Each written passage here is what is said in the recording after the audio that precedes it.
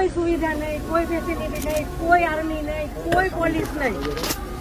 જ્યારે મોટા મોટા નેતા આવે, કોઈ વીઆઈપી માટે પાછળ કેટલી ગાડી, ઉપર હેલિકોપ્ટર શેનાથી હાલે છે? ટેક્સ પે કરે છે એના ઉપર નથી. વીઆઈપી માટે જે સર્વિસ છે એ આ લોકો માટે કેમ નથી?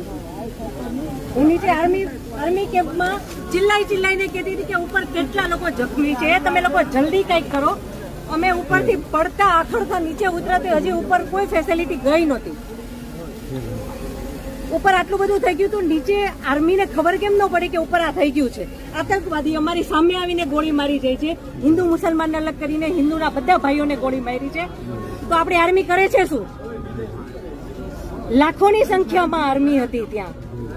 અને જે ટુરિસ્ટ પ્લેસ છે ત્યાં કોઈ આર્મી મેન નહીં, કોઈ પોલીસમેન નહીં, કે કોઈ ફર્સ્ટ એડ કિટ નહીં, કાંઈ જ સુવિધા નહીં. એમાંથી એક આર્મી મેન એવું કહે છે કે તમે લોકો ઉપર ફરવા શું કામ જાઓ છો? હવે તમે મને એ વાતનો જવાબ દો. જો આ રીતનું હતું તો તમે અમને જવાબ શું કામ દો છો?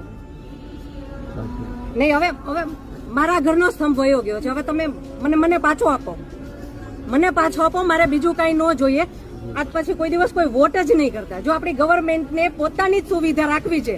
તમારા પાછળ કેટલા વીઆઈપી હોય છે, કેટલી ગાડીઓ હોય છે. તમારો જીવ છે. આ ટેક્સ પે કરે છે એનો જીવ નથી. આ છોકરાઓનું શું? આનું ભવિષ્ય શું?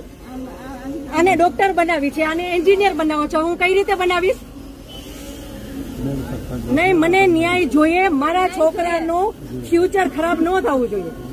આટલા વર્ષની સર્વિસમાં એને ટેક્સ તમે કટ કરીને તમે સેલરી આપો છો ને, અને ઉપર જતા અમે કઈ પણ વસ્તુ ખરીદીએ છીએ, ક્યાંય જઈએ છીએ, ફરીથી ટેક્સ, ટોલ ટેક્સ, બધા ટેક્સ તમે અમારી પાસેથી લ્યો છો.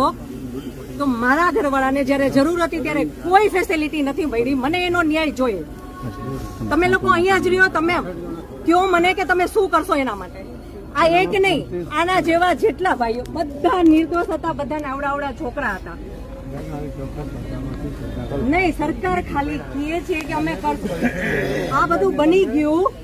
આ બધાને હોસ્પિટલ ખબર નહીં શું ફેસિલિટી મળી ન મળી. બીજે દિવસે આટલો કરફ્યુ, આટલી રોડ બંધ, રોડ ઉપર 100-200 જ્યાં જોઈને ઢગલા. નહીં સર, નહીં, સાંભળો, તમારે સાંભળવું પડશે. જયારે બધું પતી જાય પછી આપણી ગવર્મેન્ટ આવીને ફોટા પાડે છે કે અમે આર્મી ઓફિસર અહીંયા હતા, પોલીસ અહીંયા હતા, નેતા આવ્યા છે. પછી શું કામનું?